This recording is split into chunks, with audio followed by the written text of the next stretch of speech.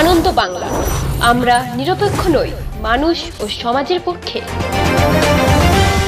নিবেদন করছে RP club private limited এবং Leo, a large EV and solar innovation. সহ নিবেদক বারডোয়ান ইউনিটেক টেকনিক্যাল ইনস্টিটিউট, যে দেয় চাকরি ও ভবিষ্যতের গ্যারান্টি।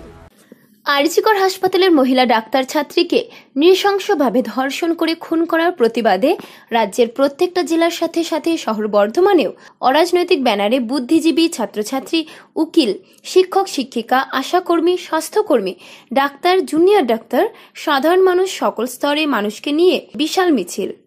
মহিলা চিকিৎসকের সঙ্গে তার যারা দুষ্কৃত তার সুবিচারের দাবিতে এবং যারা প্রকৃত অপরাধী তাদের দ্রুত বের করে তাদেরকে চরমতম শাস্তি দেওয়া অবধি আমরা আন্দোলন চালাবো এই বলে বদ্ধপরিকর। আজকে তাই সারা জেলার চিকিৎসক, স্বাস্থ্যকর্মী, বিভিন্ন পেশাজীবী, আমাদের সঙ্গে যারা পেশাগতভাবে জড়িয়ে থাকেন তারা এবং বিভিন্ন নাগরিক বৃন্দ এখানে যোগ দিয়েছে। বর্ধমান শহরের কোর্ট কম্পাউন্ড, নেতাজি মূর্তির পাদদেশ থেকে বর্ধমান মেডিকেল কলেজ হসপিটালের এমার্জেন্সি গেট পর্যন্ত এই মিছিল। এখনো পর্যন্ত একজন সিভিক ভলেন্টিয়ার গ্রেপ্তার হওয়ার পরেও আসল দোষীকে আড়াল করার চেষ্টা হচ্ছে এবং দোষীদের দৃষ্টান্তমূলক কঠোর শাস্তির দাবি তুলছেন এই মিছিলে।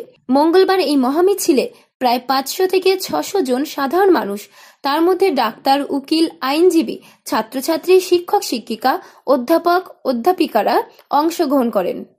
আরজিকর মেডিকেল কলেজে যে ঘটনা ঘটেছে, এই ঘটনার জন্য আজকে এখানে প্রতিবাদ মিছিল সংগঠিত হচ্ছে।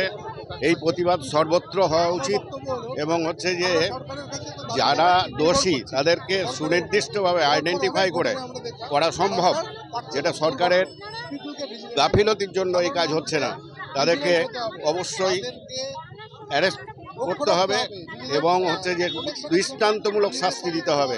আমরা চাই যে সঠিক অপরাধী যেন ধরা পড়ুক আর তার জন্য দৃষ্টান্তমূলক শাস্তি হোক, মানে যেই শাস্তিটা যেন মানে এইটা করার তোমাকে মানুষের বুক যেন কেঁপে ওঠে। এখানে আমরা সিপিডিআর মানবাধিকার সংগঠন সিপিডিআরএসের পক্ষ থেকে আমরা এই পদযাত্রায় অংশগ্রহণ করছি এবং এর বিচার চাইছি, শাস্তি চাইছি এবং আগামী দিনে যেন এই ধরনের কোনো ঘটনা না ঘটে তার সুনিশ্চিত ব্যবস্থা প্রশাসন যেন করেন তারও দাবি জানাচ্ছি।